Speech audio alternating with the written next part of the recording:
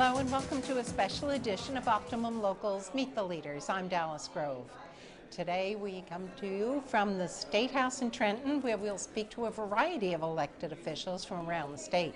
Our first guest today is Assemblywoman Holly Schepisi.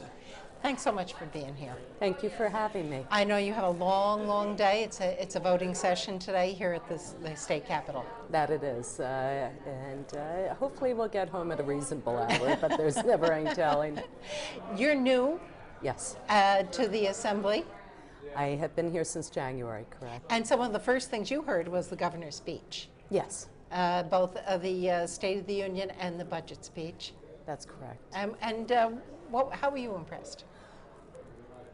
The governor is an amazing speaker. Whether or not you're a Republican, a Democrat, an independent, I think that he really captures the audience. And he's very passionate, he's very articulate, and he just is very blunt in his presentation. I think we all agree on that.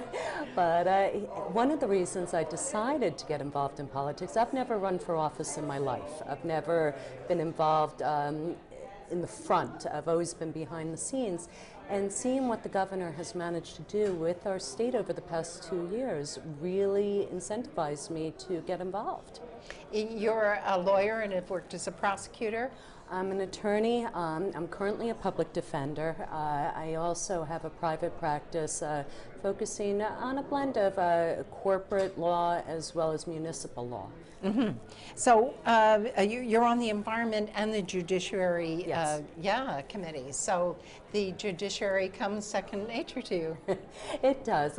With the Judiciary Committee, the one thing that has surprised me is the number of very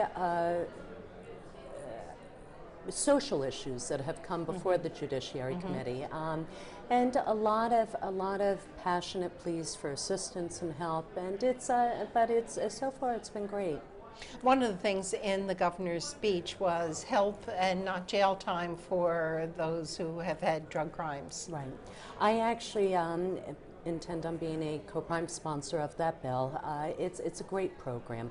Right now you have so many people who are being incarcerated within the state of New Jersey as a result of being drug addicts. And this bill takes it and makes it mandatory for anybody who is deemed to have a drug addiction type of problem, and in lieu of incarceration, you go into a rehabilitation setting. And for recidivism rates and for getting people the help they need, it's a really tremendous program. And another thing in which you're interested is e-courts. Tell us what that is. E-courts, it came before the Judiciary the other day, and there are some concerns about it becoming a user tax on attorneys and people who are trying to utilize the court systems. But I think it E for electronics? Electronic courts, and essentially what the bill is it is going to permit the courts to raise fees for a period of time to try to raise enough money to create an e-court system in the state of New Jersey, and a lot of other states have it. New York has it by way of example. And it will also allow for funding to go to some of our legal service programs as well. And it's something that New Jersey, I do think, needs. I think there need to be some protections built into the current legislation whereby the legislature has an ultimate veto power if the fees are unreasonable. But I do think it's something that's going to bring New Jersey into the 21st century for its court system. And a source of revenue for the legal help that people need, the poor people in the system. You told me that you took, was it 83 miles to drive to, is that what it is? I think it's 87 miles each way. 87 miles. Yes. I could potentially be the furthest away from the State House.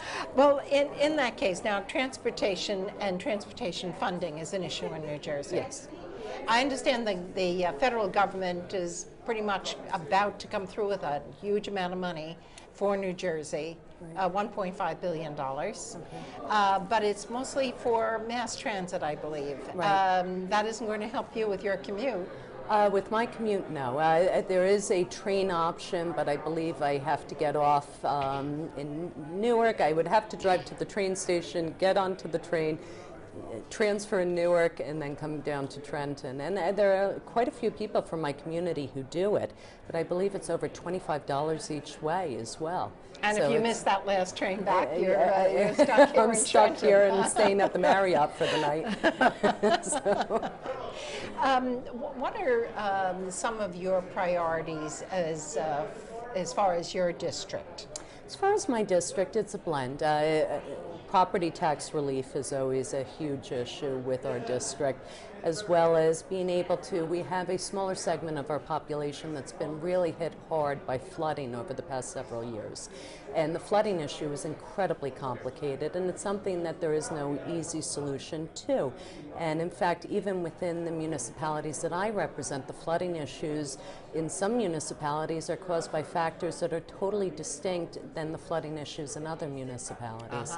And so that's something that I'm trying to be creative and come up with legislation. In fact, there's one bill that I'm putting forth that will enable municipalities to be able to acquire properties that are in flood-prone areas utilizing Green Acre and Blue Acre money, and to get a direct offset of their affordable housing obligations. Because one thing in common that all these municipalities have is that you have too much high-density building. There's no place for the water runoff to go anymore. And so these municipalities are buying these properties to try to help alleviate flooding, but yet if they're mandated to do high-density housing in another section of town, it's just exacerbating the problem. So would the areas then be designated as green acres once the properties have been cleared of that? Yeah, so it would be creating a park in that fashion. It would, and it would, in some instances, could potentially even revert it back to be overflow basins or retention basins. Like flood-prone area, flood areas. Okay, thank you very much. And best of luck to you. Thank you very much. Okay. I would like to thank our guest, Assemblywoman Holly Schepisi, for appearing on this segment. Stay with us because we'll have more Meet the Leaders when we come back from this quick break.